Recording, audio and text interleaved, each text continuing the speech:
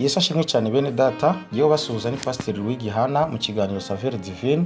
Uyu munsi turaganira ku mwuka wera mu ijambo ry'Imana dusanga mu butumwa bw'isoko bwanditswe na Yohana igice 14 umurongo wa 25 n'uwa 26. Aragira ati, Yesu asezera ku bigishwa be, ibyo mbibabwiye nkiri kumwe namwe, ariko umufasha ari we mwuka wera uwo data azatuma mu izina ryanjye, niwe uzabigisha byose, abibutse ibyo nababwiye byose. Aha turareba Yesu avuga bwa mbere ku mwuka wera, arabatsi mbabwiye nkiri kumwe namwe. Kuko Yesu data azohereza intumwa, uwazaza ari umufasha, uwazaza ari umwuka wera kugira ngo abigishe byose kandi abibutse ibyo nabigishije. Yesu arita umwuka wera hano intumwa y'Imana, ariko akanawita umufasha uzigisha abigishwa be byose, bivuze ngo ibyo bagikeneye kumenya, ibyo bagikeneye gutinyukamo, ibyo bagikeneye gushoboramo byose umwuka wera naza azabibakorera, ariko cyane cyane anabibutse n'ubuhamya nabahaye, n'inyigisho nabahaye, n'uburyo nabatoje nabyo azabibibutsa. Nuvuga ngo umwuka wera iyo ahari atubera byose, atwibutsa, akadushoboza, akadutinyura, akatujya imbere kandi akatuneshereza. Hanyuma Imana yatugize ababwiriza batari ab'inyuguti gusa. Iyo hano Paulo avuga inyuguti mu Bakorinto ba 2:3 umurongo wa 6 arashaka kuvuga amategeko, ariko ngo Imana ntiyatugize abigisha b'amategeko gusa b'inyuguti, ahubwo yatugize ab'umwuka wera. Paulo hano arimo aragiranye isezerano rya kera ryavuga cyane ku mategeko, akasiganya n'isezerano rishya rivuga ku mwuka wera. Kandi uyu Paulo bivuga hano mu Bakorinto ba 2:6 nawe ubwo yari arimo abantu babiri. Yarimo Sawuli wa kera wigishagiza inyuguti nk'umufarisayo, anatoteza n'abavuga iby'umwuka abizera Yesu. Amaze guhinduka nawe ahindukira mu bantu, aba umwe mu bantu birata umwuka wera, atakirata ubuyuda, atakirata ko ari mu Benjamini, atakirata ko ari mu buzukuru ba Abrahamu, ahubwo nawe afite umwuka w'Imana. Ubwo akavuga ngo inyandiko zirica, amategeko arica, ariko umwuka atanga ubugingo. Iyo avuga ngo umwuka utanga ubugingo, hano bagaragaza ko umwuka ari we w'ingenzi, tugomba kuwifuza, tugomba kuwusengera kwa ngo Imana iwuduhe, Imana iwutwuzuze, haleluya, kuko niwe utanga ubugingo. Reka dutangire urugero, umwuka umanuka bwa mbere. Umwuka umanuka bwa mbere mu nkuru dusoma mu byakozwe n'intumwa igice cya 2 uhereye ku murongo wa mbere ukageza kuri 42, aho turakuramo ibintu bitandukanye. Tubona umwuka wera umanuka bwa mbere mu buryo twavuga ngo umwuka original, kuko hari n'abandi bantu biti ibindi umwuka wera, ariko wabireba ugasanga umwuka wa mbere umanuka twakwita original muri iyi nkuru byagenze gute. Ngo wamanukiye abigishwa bari hamwe mu mwanya umwe bahuje umutima. Bivuga iki? Hamwe murebana mu mwanya umwe, bivuga iki? Muri mu kintu kimwe. Guhuza umutima bivuga iki? Mwese mugishishikaye, mwese mugikomeyemo, mwese mugishizeho umutima. Nicyo byasobanuraga. Izo kondisiyo zose ari 3 bari bazihuje. Hanyuma umwuka bawuzura ubavugisha indimi. Izo ndimi zari zigamije kugira ngo bavuge Yesu, kuko hari hateraniye abayuda b'abanyedini benshi bari baje i Yerusalemu mu minsi mikuru, kandi harimo impaka ku bijyanye n'iherezo rya Yesu, uko byamugendekeye, uwaje yitwa Mesiya, uwaje yitwa umwami w'abayuda, waje gupfa mu buryo budasobanutse, byaje kurangira bite. Hari harimo impaka n'urujijo rwinshi ku bijyanye na Yesu, imbaraga ze n'abamuyobotse. Ubwo rero ababuzuye izo mbaraga ziza muri izo ndimi kugira ngo abantu bose bateraniye aho babashe kubwirwa ijambo ry'Imana. Ariko noneho ahangaha tubona ikindi kintu gikomeye, nuko umwuka yarabuzuye bose, ariko Petero wenyine ngo abari uterura, ngo niwe wenyine wateruye. Kubera iki Petero wenyine wateruye? Batarawuzura nabwo Yesu yarabwiye ngo bazakubita umwungeri na Satani. Petero aramubwira ati, ariko nubwo bose bagenda jewe nzakugwa inyuma. Yesu bamufata rero, abigishwa baramuhanye, umwe agenda amusigira abandi, umwe agenda amusigira abandi. Petero we kuko yari yabivuze ngo bazagumana, aramuherekeza kugeza ubwo bamukira urubanza, ariko nawe birangira amwitakanye inshuro 3 inkoko iza kubika, kuko nawe nta mwuka yari afite. Ariko we mu buryo butandukanye n'ubwo abandi bigishwa yari yagerageje byibuze guherekeza umwami Yesu. Urumva ko nubwo bose bari batarabona umwuka wera abanyantege nke, Petero yari yagerageje kurenza bagenzi be. Umwuka nabwo bawuzuye ba bandi rero bahanye Yesu bakagenda ntibabone uko byamugendekeye, byibuze bakikije Petero akavuga bagasemura mu ndimi bose bavugaga.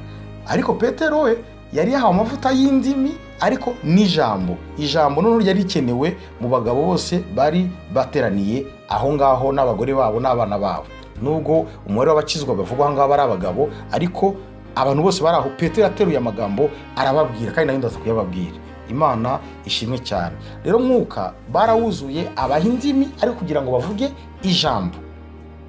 Indimi zirimo ijambo ni ikintu gikomeye mugomba kumva aho ngaho. Ntabwo zari indimi gusa zo kuvuga ibintu biri aho bidasobanutse bidafite n'icyo bimaze, zari indimi kugira ngo abari aho izo ndimi zivemo ijambo, izo ndimi zivemo ikintu gifitiye abandi akamaro, izo ndimi zivemo ikintu gihesha abandi umugisha. Nizo ndimi Imana yamanuye bwa mbere ku munsi wa Pentekote. Hanyuma ubwo buryo bavuze indimi bose ari abanyagalilaya byatangaje abantu, ku buryo bafata aba bantu basinze, abantu bavuga indimi tutabonye biga indimi zacu zakavukire, kandi bose ari abanyagalilaya, abantu basaze basinze. Kugira ngo rero kuzura Umwuka Wera bitagaragara nko guta umutwe, nubwo bijya gukoresha ibintu bimeze nk'iby'abasazi, ariko kugira ngo bitakugaragaza nk'umusazi, Petero Imana yamuhaye ijambo, imuha ijambo ryo kumenya, imuha ijambo ry'ubwenge, abwira abantu bari bateraniye ngo ntabwo twasinze, kandi namwe murebe turi ku isaha ya 3 y'umunsi. Ni ukuvuga ngo ni nko kubabwira ngo nta n'utubare duhari turiho dukora muri aya masaha, nta nzoga zicuruzwa, nta muntu wemerewe kunywa inzoga muri aya masaha. Rero Umwuka Wera bawuzuye mu gihe kitari cyo kunywa inzoga. Nubwo ibyo bakoze, ibyo bavugaga, uko bitwaraga bavuga izo ndimi byagaragara nkaho basinje cyangwa basaze, ariko kugira ngo iby'Imana bidatukwa, Imana igomba guha abantu ba nyirabyo ubwenge bwo kubisobanura, atari ubwenge gusa, n'umwifato ubiherekeza.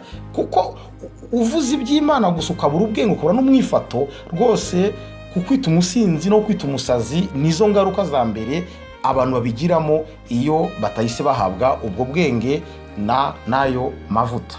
Ariko Petero aravuga ati n'iby'Imana yabwiye umuhanuzi Yoweri ibintu bitatu, ko hazabaho guhanura bigakorwa n'abahungu n'abakobwa n'abagaragu n'abaja, hakabaho kwerekwa bizakorwa n'abasore, hakabaho kurota bizakorwa n'abakambwe. Ibi rero mubona turo dukora nibyo Imana yavuze mu muhanuzi Yoweri. Ikindi Petero yabwiye gikomeye nuko yabwiye ko Yesu ari we uzakomeza ubwami bwa Dawidi nubwo bose bamwizereragamo, ariko yarapfuye ntiyazuka. Ariko Imana yavuze ngo izakomeza ubwami bwa Dawidi mu rubyaro rwe, muri urwo rubyaro hazavamo Yesu uzapfa akazuka, kugira ngo abe umwami wo mu bwami bwa Dawidi, ariko umwami udapfa, ahubwo umwami uhoraho iteka ryose. Kubwira rero abayuda Dawidi bamwizereragamo, ababwira rero ko niba bizera ubwami bwa Dawidi, bamenye ko Yesu ari we waje kuba Dawidi uhoraho, waje kuba Dawidi ukomeza ubwami bwa Dawidi butazashira. Rero iyo umuntu yabuze Umwuka Wera, Imana imuha ijambo rituma abwira abantu ibintu bafitemo inyungu, ibintu bibahumuriza, ibintu bibakomeza. Niba mukunda Dawidi, Yesu niwe ukomeza ubwami bwe. Niba mukunda Dawidi, Yesu niwe ushitsa iby'Imana yavuze kuri Dawidi. Ni ukuvuga ngo iyo uzi Umwuka Wera ubwira abantu ijambo rituma babona ibyiringiro mu bibazo byabo. Ni ukuvuga ngo iyo uzi Umwuka Wera ubwira abantu bakeneye ibisubizo ko Imana ari ifite ibyo bisubizo. Imana ishimwe cyane, Imana ishimwe cyane. Reka dusenge Imana rero, kuko Imana ariyo yo kudufasha no kudushoboza kugira ngo muri iki gihe cya Pentekote tubwire abantu ko kuzura umwuka ari ukumenya ibyo utaruzi ugashobora ibyakunaniraga, kandi ko iby'Imana ibikorera abantu bafite uyu Mwuka Wera. Nibwo butumwa bakeneye ko tubabwira. Wowe ukeneye amahoro, kuzura Umwuka Wera ni ukubona ayo mahoro. Wowe ukeneye ubwenge, kuzura Umwuka Wera ni ukubona ubwo bwenge. Wowe ukeneye gutinyuka, kuzura Umwuka Wera ni ukubona uko gutinyuka. Wowe ukeneye kuzura Umwuka Wera ni ukubona icyo ukeneye. Nibwo butumwa Petero yatanze kuri Pentekote, abutanga bagenzi be babusemura muzo ndimi Imana yari yabahaye. Abantu bose baravuga ati dukora iki bagabo bene data, dukora iki? Kuko bari bamaze kumva ko kuza Umwuka Wera ni uguhabwa izo mbaraga zibatinyura, zikabavugisha ibyo bashaka kuvuga bananiwe, zibashoboza gukora ibyo bashatse gukora batinye. Imana ishimwe cyane. Ubutumwa tujyana kuri Pentekote ni ukubwira abantu ko kuza Umwuka Wera ari ukumenya ibyo utari uzi, ari ugushobora ibya